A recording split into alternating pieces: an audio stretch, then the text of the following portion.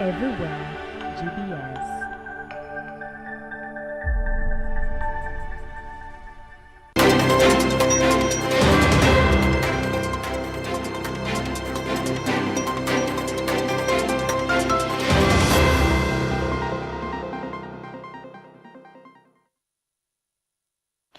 Good evening. You are just in time for GBS News 9 here in Kenya's capital, Nairobi. My name is Beatrice Wangoi and our sign language interpreter is Paul Mathenge. Together we'll be taking you through the stories making headlines.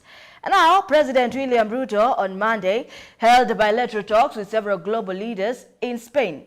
On the bilateral talks, the president addressed several issues in the sidelines of the 4th International Conference on Financing for Development. In a meeting with Ukrainian Prime Minister Denis Shmyhal, the two leaders explored partnerships in education, food security, trade, and ICT. President Ruto emphasized the need for broader access to education opportunities for Kenyan students and highlighted Ukraine's role in supporting regional food supply and agricultural collaboration.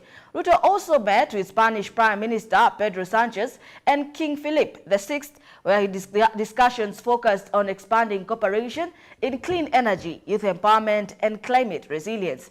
The Kenyan leader called for more structured investment in green projects and innovation, particularly those led by young people.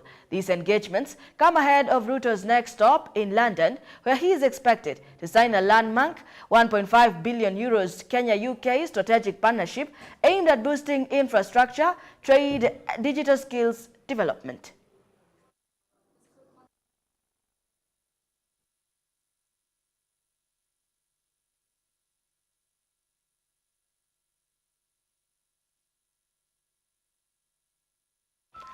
After spending nearly 2 weeks on a life support machine, Boniface Kariuki was today declared clinically dead by his family after a day of him being pronounced brain dead. Boniface was shot at a point-blank range while he was selling face masks to protesters in Nairobi CBD on the 17th of June after the tragic killing of teacher and blogger Albert Ojwang. Susan Nganga has more on this report.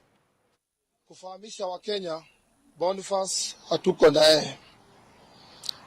Saa 9:15 tumepigiwa simu tukaambiwa Boniface amepumzika.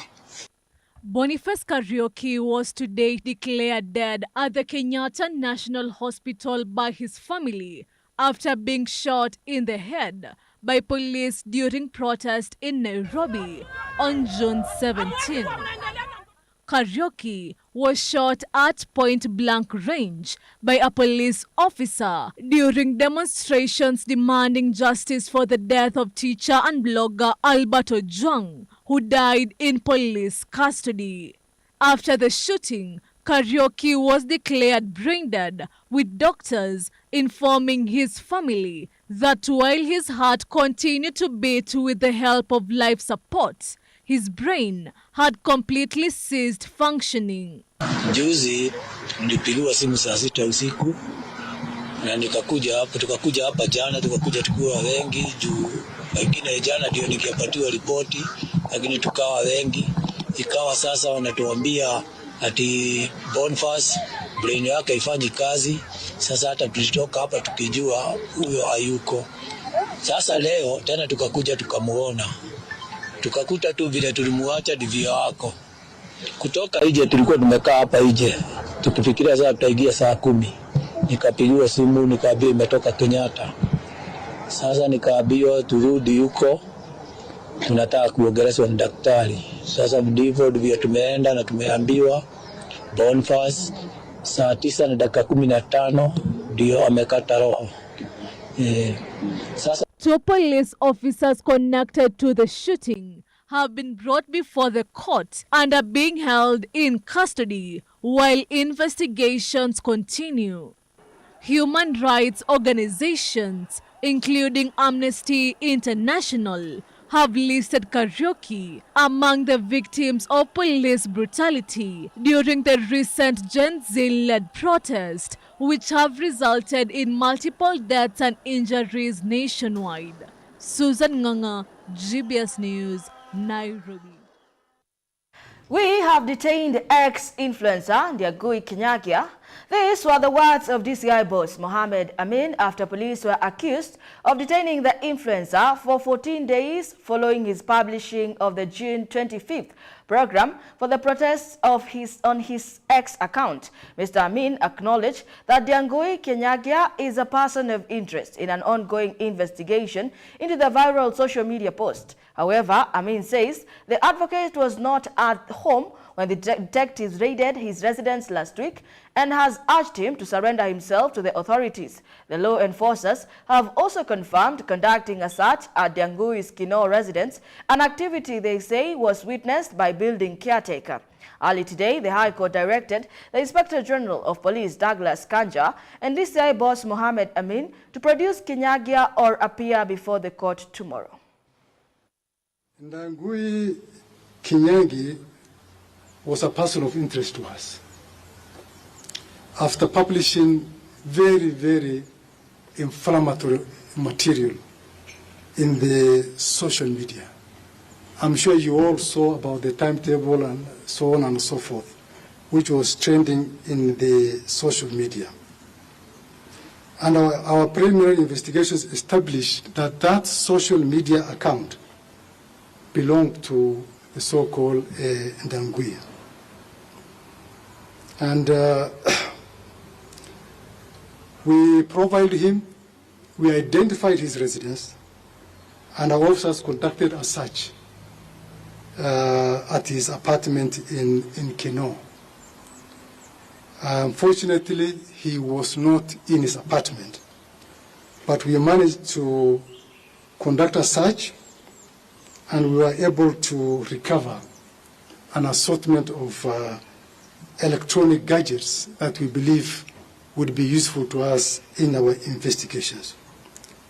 And we were able to do an inventory, which inventory was clearly countersigned by the caretaker of those apartments.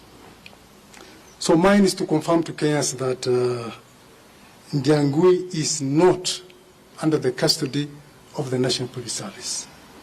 He is a person of interest to us, and wherever he is, I will urge that he submits himself and that he surrenders to the nearest police station.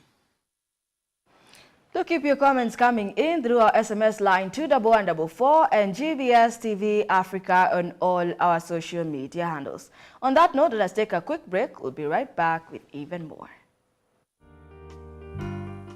A student can transition from other curriculums, such as the Kenyan CBC curriculum, the Pearson Edexcel curriculum, and the IB curriculum, to the Cambridge curriculum.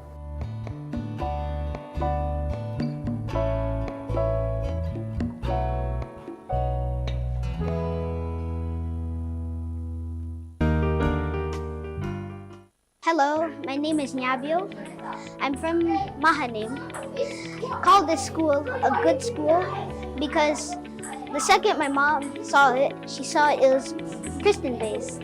And when I see Christian-based, that's what the character my mother wants from me. And I like the sports that we play for PE. Like sometimes we play table tennis, we can play football, we match, and on Fridays we have games. And we verse the teachers in football. And this is why I think this school is the best school your children can go to.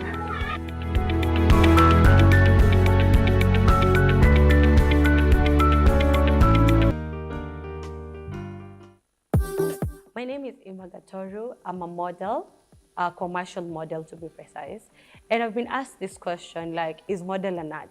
And yes, modeling is an art because there are different products that you're supposed to promote or design, and you have to have that skill of you promoting that design or that product. So how you walk, how you talk, how you present yourself, like how you pose for a picture or pose for an item in your mepewa, or how you drive into a place in your mepewa. So you have to have that art or that skill for you to actually deliver what they want you to deliver. So yeah, modeling is an art.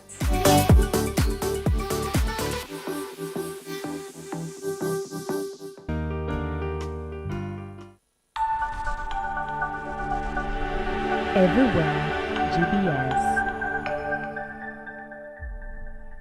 Welcome back to the broadcast. Moving on, a group of youths from Gano village in Charagaita ward in Ol Njoro Orok constituency have launched an environmental program in the area to promote environment conservation. The cleanup drive that began at Ngano Shopping Center is expected to be expanded to nearby shopping centers, with the youth claiming they have been neglected by the government. Team leader Kamau Waithera and Muturi Ngoge, the youths, said they have volunteered to carry out the activities to encourage their peers to embrace environment conservation and also challenge the county government of Nyandarua to enroll jobless youths in such programs to also enable them to take out a living. They said it was unfortunate that the most shopping centers in the area have been neglected. They opened clogged drainages, cleared bushes along roads within the town, and also collected garbage. Apart from being just a clean-up exercise, the event served as a platform for empowerment. And while at the Arboretum, youths engaged in team-building sessions designed to foster leadership, innovation, and unity. The youths at the same time lamented that majority of business people were being forced to close their shops early. A floodlight installed by the county government was faulty. This, they observe, posed a serious security issue as criminals may take advantage of the darkness to vandalize the shops.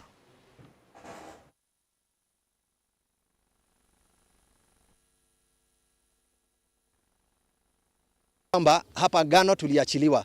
Huu mtaa umekuwa na uchafu usiojulikana, uchafu mwingi zaidi. Na leo kama vijana tumeamua sisi sote tuje tuungane pamoja ili tuweze kusafisha mji huu wetu ama tauni hii yetu, kwa sababu kama ni wamama wamekuwa wakilalamika sana, wakikuja kuuza hapa wanapata kwamba kuna majani mengi zaidi. Unapata hata hupati njia ya kuingia kwa duka. Kwa hivyo leo sisi kama vijana tukasema tutakuja tujitolee. Lakini tunasema hivi, tuna governor na tuna MCA, lakini walilala kazini, hakuna kazi ambayo wanafanya. Na kwa hivyo leo tumekuja kuwaambia sisi kama vijana tumeamka na tutakuwa tukifanya hii kazi hadi ile wakati watakuja kuleta usaidizi. Sisi tunatoa kodi hapa, na wakati tunatoa kodi hapa hatuoni manufaa ya kodi yetu, kwa sababu kila kitu wameachilia. Cooperate hata kwa mvua. So tumecooperate vizuri na wao, wamekubali, hata wazazi wametusupport. Ni venye tu wazazi wako hapa juu ya mvua. Kama sahi kama hakuna mvua, wazazi bado wangekuwa hapa. Lakini sasa tukasema sisi wacha tukue hapa juu sasa sisi tuko na ile support, tuko na nguvu. Yeah. Wacha tuseme, unajua tuliona juzi watu wanaenda maandamano, lakini sasa kama ingekuwa hapa, vijana wangeenda maandamano ya kuosha hii town. Hatugeenda maandamano ya kuchoma, tungeenda maandamano ya kuosha hii town. Kwa sababu sasa ukiangalia hii town venye iko, wewe mwenyewe utaiona tu. Wewe toka hapa tu enda kwa hii police station iko hapa juu. Enda kwa hiyo hospital iko hapa juu. Hii kiwanja yote hii Ithafai iko hapo tu, Stingineto iko hapo. Kila pahali huwezi pita. Sasa kuna haja gani ya kulipa kodi? Alternatively ikitoka namna hiyo wafanye biashara tutawamobilize tukatae kulipa kodi mpaka tu pewa services. Ita inawakaga kiwaka sana ni one week per month. Huku ukienda kama hapa tumesimama ni giza tupu. Wamama hapa hata kwenda kwa duka ni shida, wanaogopa sababu anakutana na mwevu saa nyingine anamsukuma kwa Ithafai. Sasa hiyo mambo tuangalie kwa sababu ya insecurity. Tusafishiwe town, mataa iwekwe kabisa. Sababu tunalipa kodi. We are taxpayer like anybody else.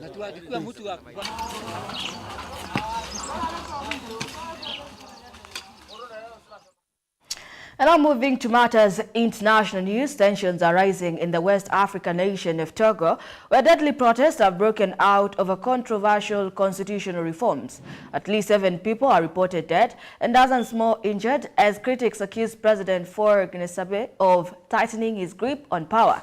The internet restrictions in place and crackdown in dissent, the unrest is drawing international concern.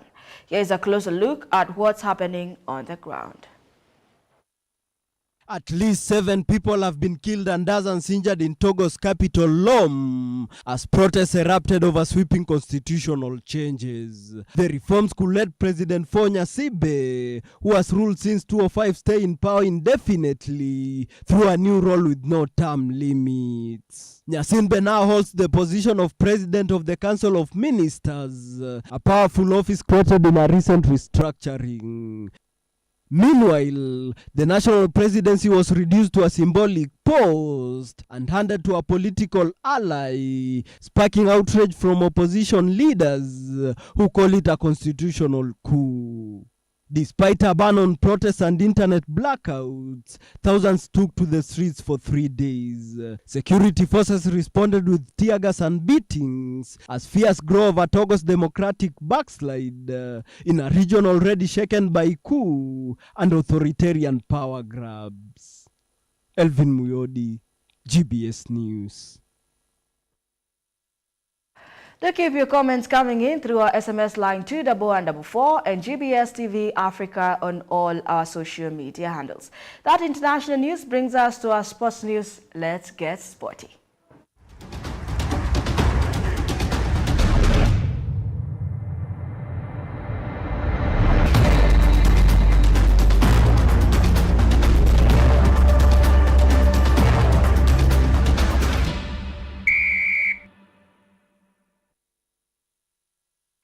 Nairobi United stunned Kenyan football once again on Sunday, clinching a Mozartbet Cup with a 2-1 victory over record Premier League champions Gor Mahia to complete a historic domestic double. The National Super League champions, who had already secured promotion to the Kenyan Premier League, capped off a fairy tale season with a second major title, earning a place in the next season's CAF Confederation Cup. Frank Ouya's spectacular bike kick and Enoch Machaka's thunderous long-range strike sandwiched a Ben Stanley equalizer for Gor Mahia in the pulsating final played in front of a packed stadium. Gor Mahia had a golden opportunity to force extra time after being awarded a late penalty, but Alpha Onyango's miss from the spot sealed their fate as Nairobi United held firm to secure the win. The victory marked the culmination of a stunning FKF Cup campaign by Nairobi United, who dispatched top-flight heavyweights Tusker, KCB, Kakamega Homeboys, and Mara Sugar en route to the final. The loss sparked unrest among Gor Mahia supporters, some of whom confronted head coach Zedekiah Otieno in frustration. Meanwhile, Murang'a Seal claimed the third place earlier in the day with a narrow 1-0 win over Mara Sugar, closing their season on a positive note after narrowly avoiding relegation. Kwanza nashukuru Mungu nasema ni asante. Kama si yeye ingekuwa ngumu sana. Mechi imekuwa poa. I think vijana wangu wamecheza to instructions up to the end from the beginning. I think tulimiliki mpira lakini kidogo tukapata bao, Gor Mahia wakarudi kwa mchezo na ikabidi second half tena to re-strategize. I think second half tulirudi na nguvu zaidi na nadhani tukaweza kupata bao, tukazuia vizuri, nadhani vijana wangu wametoka na ushindi. Amazing, naweza sema amazing tena na amazing kwa sababu sio kawaida. Nimekuja kwa team, ile support nimepata kutoka wachezaji, the fans, the management imekuwa overwhelming. Na nadhani hiyo ndo performance imekuja kwa hawa vijana. Hiyo unity ya team, I think ndo imesukuma hawa vijana na pia vijana wenyewe.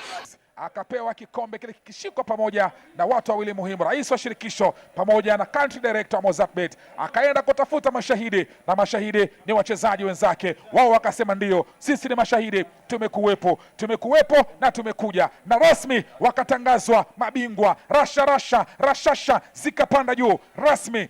Naiboys, Nairobi United, mabingwa wa Mozartbet Cup msimu wa 2024-2025. Hapa ni rasmi kwamba Naiboys wako ndani kimataifa, wako ndani ligi kuu. Hongera Nairobi United. A new chapter begins for the Olympic movement as Christy Coventry, a former gold medal swimmer from Zimbabwe, takes the helm as the first female president of the International Olympic Committee. Her election marks a milestone but also brings a major challenge from gender inclusion to global politics. Here's a closer look at what lies ahead. Casty Coventry's historic election as IOC president has sparked pride in Zimbabwe and raised hopes for greater representation from regions like Africa and the Middle East.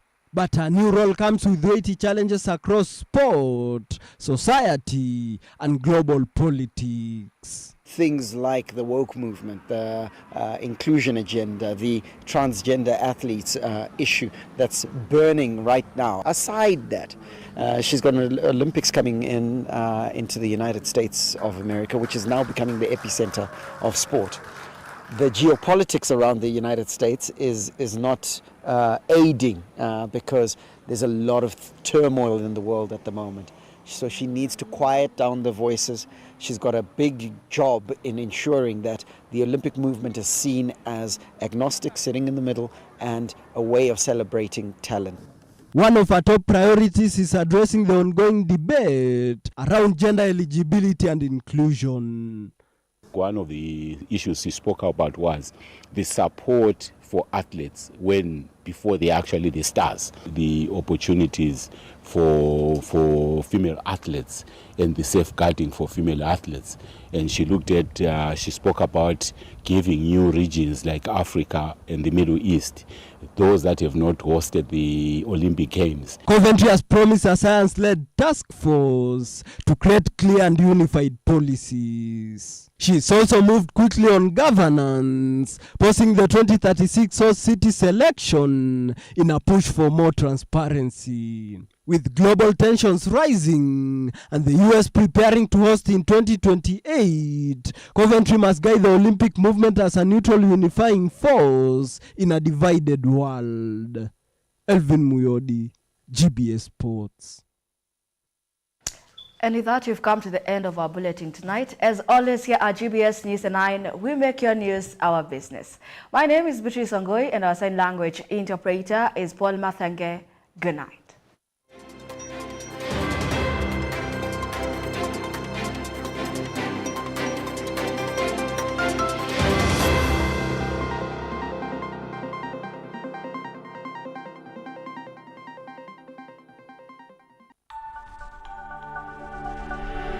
Everywhere